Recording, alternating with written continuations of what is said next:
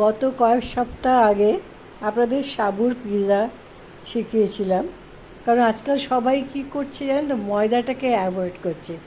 আর সাবুর পুষ্টিকরতা আছে এবং সাবুকে আপনি অনেকভাবেই ইউজ করতে পারেন।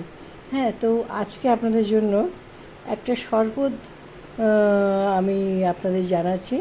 শরবতটার নাম দিয়েছি রঙে রসে শরবত। রঙে রসে মানে মানে একটু কালার থাকবে, মানে কালার মানে আর্টিফিশিয়াল কালার না, ন্যাচারাল ফুলের পাপড়ি। হ্যাঁ, তাছাড়া আপনার যেসব ফলের রং, যেমন আমের জন্য আমের যে অরেঞ্জ কালারটা, আঙ্গুরের গ্রিন অ্যান্ড ভায়োলেট কালারটা, বেদানার আপনার লাল, ঠিক না, মানে একটু একটু ডিপ ডার্ক কালারের লাল। তো এরকম কয়েকটা ফলের রঙটাকে নিয়ে রঙের রসে শরবতটা বানাচ্ছি। মেন ইনগ্রিডিয়েন্টস কিন্তু সাবুদানা। সাবুদানাটাকে কী করতে হবে, বেশি নয়, আপনারা যদি 4 জন খান তাহলে 8 চামচ সাবু আপনারা অন্তত রাত্রে ভিজিয়ে রাখলেন। আমি তো রাত্রেই ভিজিয়ে রেখেছিলাম। রাত্রে ভিজিয়ে রাখলাম, সকালে জল ঝরিয়ে ওটাকে ঝরঝরে করে নিলাম। এবার আপনার দুধ, আপনি আধ লিটার দুধ নিন।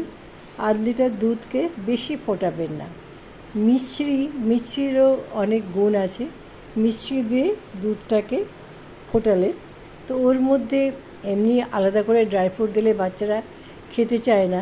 তো আমরা করি কি, সামান্য কাজু বা অল্প করে কোনো একটা ড্রাই ফ্রুট যেটা ভাল লাগে সেটা আপনি দেবেন। দুধটা ফুটে ওঠার পরে, দুধটা যখন দেখবেন ঠান্ডা হয়ে আসছে, ঠিক সেই সময় কি করবেন, গ্লাসে গ্লাসে সাবু 2 চামচ করে দিলেন। ফলের মধ্যে নেবেন হচ্ছে আম, কলা, আঙ্গুর, বেদানা। তা আম, কলা, আঙ্গুর, বেদানা দিলেন।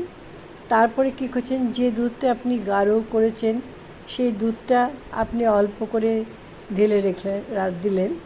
আর করবেন কি, আধ লিটারের কাস্টার্ড বানিয়ে রাখুন। ওই আধ লিটারের কাস্টার্ডের উপর একটু ওই গ্লাসের উপরে আপনি কাস্টার্ড দিয়ে দিলেন। তা উপরে আবার একটু ফল দিলেন, আম, তারপরে কলা, আঙ্গুর, বেদানা। এতে করে অনেকগুলি ফলও গেল আর ঠান্ডা থাকবে পুরো জিনিসটা। ধরুন বিকেল 4টের সময় সেটা পরিবেশন করলেন। প্রত্যেক